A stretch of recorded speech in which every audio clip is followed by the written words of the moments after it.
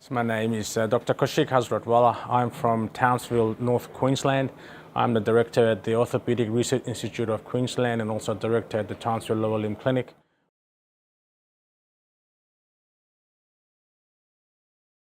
My general experience with software-guided surgery started when I finished my training in 2006.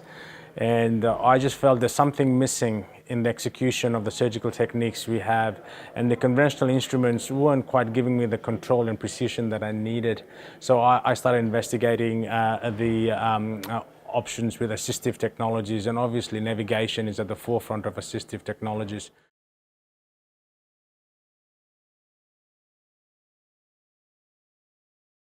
So if you ask me, have I seen a benefit? Yes, I have seen a benefit, and I've been seeing this benefit for the last 15 years, and it's just a matter of standing up and presenting your data so that people believe what you're saying. If you just stand up and say it's good, it's not good enough. So yes, you have to collect data, and I do collect data with my research group.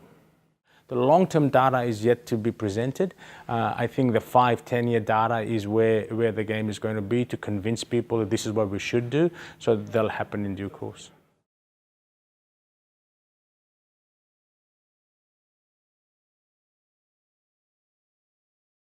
I looked at robotics and I looked at companies that had a robot-like instruments for surgical execution, but I found they were highly inaccurate, so I walked away from it. And I continued to do navigation because I believe that robotics is an extension of navigation.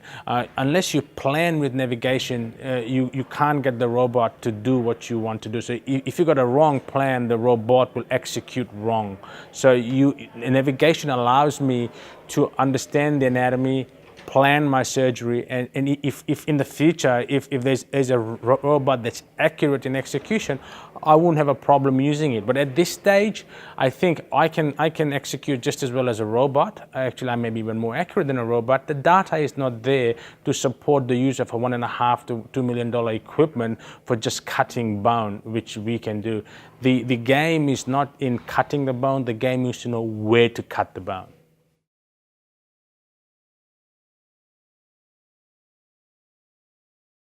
In the future, I believe that software-navigated surgery is the way to go.